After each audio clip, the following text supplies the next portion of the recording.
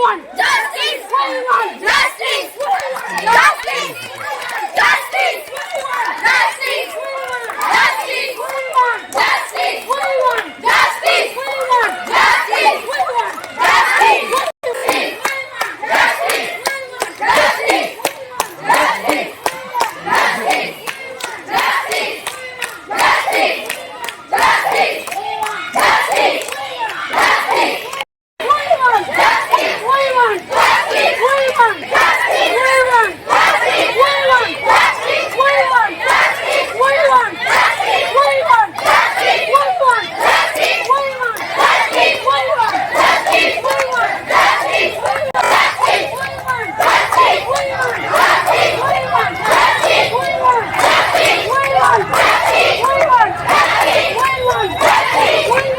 নয় আগস্ট 2024 পশ্চিমবঙ্গের সকলের জন্য একটি কালো দিন। কলকাতা আরজিকর মেডিকেল হাসপাতালে জুনিয়র ডাক্তার ডিউটি শেষে সেমিনার হলে বিশ্রাম করতে যান। সকাল 7:30 নাগাদ সেই জুনিয়র ডাক্তারের অর্থাৎ সে নির্ভয়াকে ক্ষতবিক্ষত অবস্থায় পাওয়া যায়। প্রথমে হাসপাতালের পক্ষ থেকে এবং পুলিশ প্রশাসনের পক্ষ থেকে এই হত্যাকে আত্মহত্যা বলা হয়েছিল বলেই অভিযোগ করেছে একাধিক জায়গার মেয়েরা থেকে সকলেই। পরে ফরেন্সিক ও পোস্টমর্টম রিপোর্টের মাধ্যমে জানতে পারেন বঙ্গবাসী যে তাকে ধর্ষণ করে মারা হয়েছে। এই নিয়ে ৭৮তম স্বাধীনতা দিবসের রাতে মেয়েরা ডাক দেয়, এগিয়ে এসো এবং রাত দখল করো। পাশাপাশি আরজিকর কাণ্ডে প্রকৃত দোষীদের শাস্তির দাবি ও চিকিৎসকদের নিরাপত্তার দাবি তোলেন। একইভাবে আজ অর্থাৎ 16ই আগস্ট শুক্রবার সন্ধ্যায় উত্তর দিনাজপুর জেলার ইসলামপুর ব্লকের রামগঞ্জের বিদ্রোহী মোড় ক্লাব থেকে শুরু পুরো রামগঞ্জ বাজার পরিক্রমা করে সেই দোষীদের শাস্তির দাবি ও স্লোগানের মাধ্যমে নারীদের নিরাপত্তার দাবি তোলেন এবং তারা আশাবাদী যে দোষীরা সঠিক শাস্তি পাবে। চলুন শুনে নেওয়া যাক কি বললেন আজকে এই পথযাত্রার মাধ্যমে রামগঞ্জ এলাকার মেয়েরা। আমাদের একটাই, সকলে আমরা এখানে উপস্থিত হয়েছে, একটাই আমাদের বিচার ব্যবস্থা যেন সুবিচার ব্যবস্থা হয় আর অপরাধের জন্য দৃষ্টান্তমূলক শাস্তি হয়, যেটা যেন ভারতে কোথাও কোনো শাস্তি হয়নি। আমরা সেই রকম দৃষ্টান্তমূলক শাস্তি আমরা এই মৌমিতা দেবনাথের জন্য এটাই আমরা চাইছি। যদি বারবার দেখছি প্রশাসন কি বিচার ব্যবস্থা টলমল করছে, আমরা পুনরায় আবার এখানে জমায়েত হবো। যদি মরে না যায়, যদি বেঁচে থাকি তাহলে আমরা আবার আসবো এখানে জমায়েত হতে, আবার আমার বিচারের জন্য ভিক্ষা চাইবো, যেহেতু সংবিধানের উপর আমাদের সকলের পুরো আস্থা। দিদি বলছিলাম মেয়েরা রাত দখল করো, কেন দরকার পড়লো, কি বিষয়ে, কেন নিরাপত্তাহীনতায় ভুগছে? তো মানুষ রাস্তাঘাটে মেয়েরা তো মরেলস হচ্ছেই, তার উপর আবার হসপিটালে, যেখানে আমরা জানি ভগবান ডাক্তার হচ্ছে এক কথায়, আর একজন আমরা চিনি যাকে বলি আমরা ভগবান, দ্বিতীয় স্থান ডাক্তারের ভগবান, সেখানেও সে যদি নিরাপত্তাহীনতায় ভোগে, তার জীবন চলে যায়, আমরা কোথায় যাব? কোথায় গিয়ে আমরা আমাদের বিচার ব্যবস্থার জন্য ভিক্ষা চাইবো?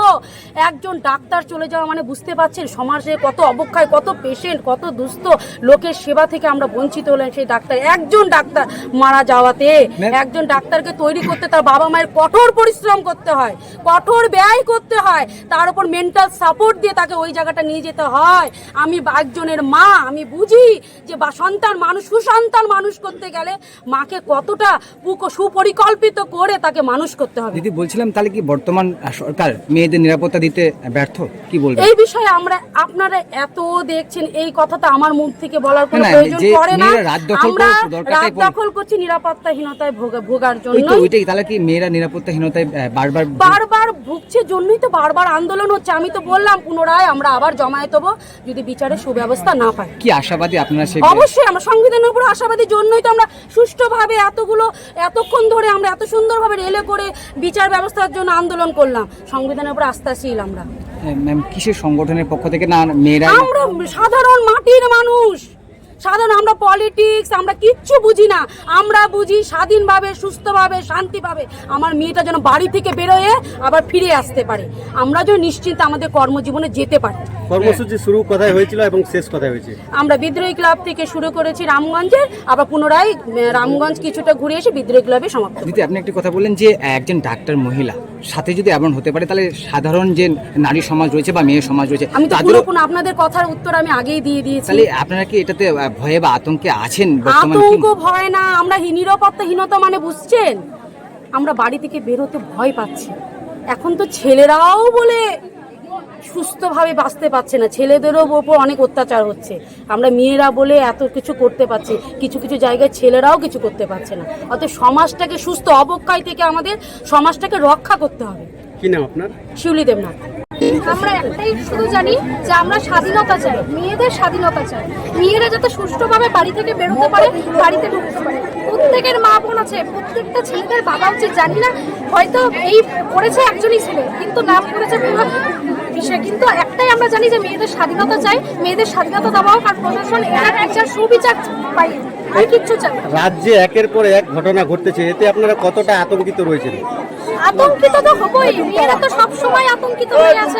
মেয়েদের চলাফেরাতে একটা স্বাধীনতা দিতে লাগবে, আর এটা রাজ্যকে আরো কঠোর হতে হবে মেয়েদের ব্যাপারে। বলছি এটা স্বাধীনভাবে মেয়েরা যাতে চলাফেরা করে। আজকে বেশিরভাগ মানুষই আজকে ওয়ার্কিং লেডি বাইরে যাচ্ছে আসছে, তারা রাত বেরোতে সব কিছু করছে, কিন্তু তাদের তো স্বাধীনতার দরকার। বলছিলাম আজকে ছোট বোন থেকে দিদি মা বোনেরা বেরিয়েছে, সবাই- যদি শাস্তি না হয় বা সঠিক বিচার না পায়, তবে পরবর্তীতে কি রামগঞ্জে আরো এই মিছিল এমন কি বেরোবে? অবশ্যই অবশ্যই দরকার পড়লে আমাদের যদি এরকম করতে হয়, আমরা আসবো, সবাই রামগঞ্জবাসী মিলে এখানে জড়ো হবো এবং আমরা সুবিচার চাইবো। এটাই আমাদের কি নাম আপনার? শিউলি মা।